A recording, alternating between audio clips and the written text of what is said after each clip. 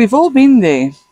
You say something completely innocent, completely harmless, and the other person instantly snaps. Their walls go up, they get defensive, and suddenly the temperature in the room skyrockets. In less than 3 seconds, a peaceful conversation turns into a war zone. If you've ever sat around a real campfire, you will know that every now and then a piece of wood sparks out of the fire and lands in the dry grass. Now, if you stomp it out quickly, everything is fine. But if you panic and you ignore it, that single spark can turn into a runaway wildfire. When someone gets defensive with you, they aren't attacking you. Their brain is just throwing off a stray spark. And if you react by yelling or defending yourself, you are pouring gasoline on the grass. I'm your campfire coach, and today we're talking about how to cool the embers. I am going to share 3 psychological rules to instantly diffuse an argument, to drop the other person's shield and save the relationship before that tiny spark burns the whole forest down. So, let's start with rule number 1. Separating the emotion from the data. When someone snaps at you, your natural instinct is to react to how they said it. The sharp tone, the eye roll, the loud voice. But if you want to put out that spark, you have to look past the smoke and find the actual fire. Think of it this way.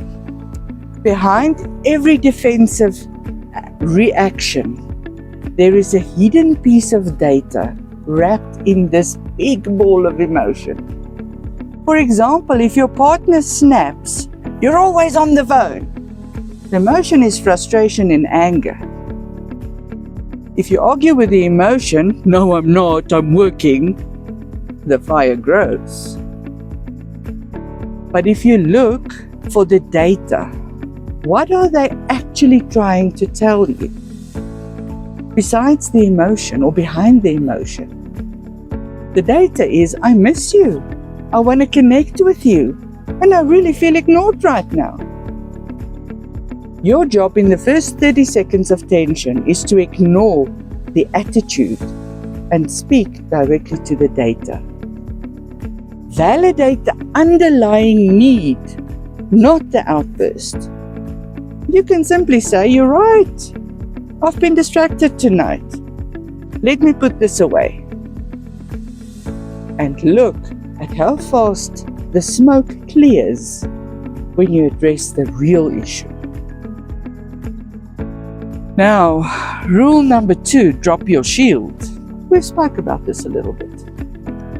Human beings have these incredible things in our brains called mirror neurons. Subconsciously, we copy the physical energy of the person standing in front of us. If an animal charges at you, your body tenses. You're ready for a fight. When someone screams or gets defensive, our subconscious brain treats it exactly like an animal attack. We cross our arms, we clench our jaws, we raise our voice.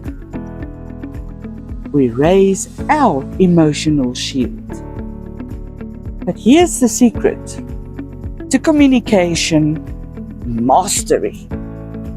If you want them to drop their shield, you have to drop yours first. Next time, when someone begins to escalate, consciously do 3 things. First, drop your shoulders. Let the tension fall out of them. Secondly, unclench your jaw and take one slow breath Open your hands. Keep your palms visible and relaxed. When their brain sees your open hands and relaxed posture, their mirror neurons will take over. They will realize, oh, I'm safe here. There's no fight. You cannot fight a war with someone who refuses to pick up a weapon. Now, once you separated the emotion from the data and relaxed your body, you actually need to say something. But there are 2 words you must banish completely from your vocabulary forever if you want to keep a conversation peaceful. But what are those 2 words? Never ever tell someone to calm down. In the entire history of human civilization, has anyone ever calmed down because someone told them to? No! It feels dismissive. It feels like a slap in the face. Instead, we use a magic phrase. We pivot the conversation by saying, help me understand. When you say, look, I can say this is really frustrating, and that wasn't my goal at all. Help me understand what I just said that felt wrong for you. Everything changes. You aren't accusing them of overreacting. You are inviting them to sit next to you by the fire and solve a puzzle with you rather than throwing rocks at you. Learning to cool the embers when someone else snaps is a true superpower. But here's the honest truth. A lot of times people get defensive because we unknowingly triggered them with our own bad body language or tone of voice without even realizing it.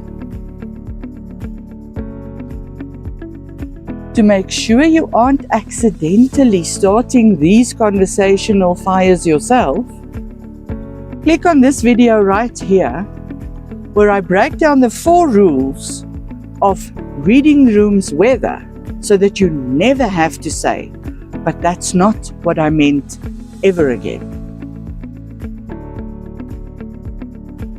I'll see you next time around the campfire.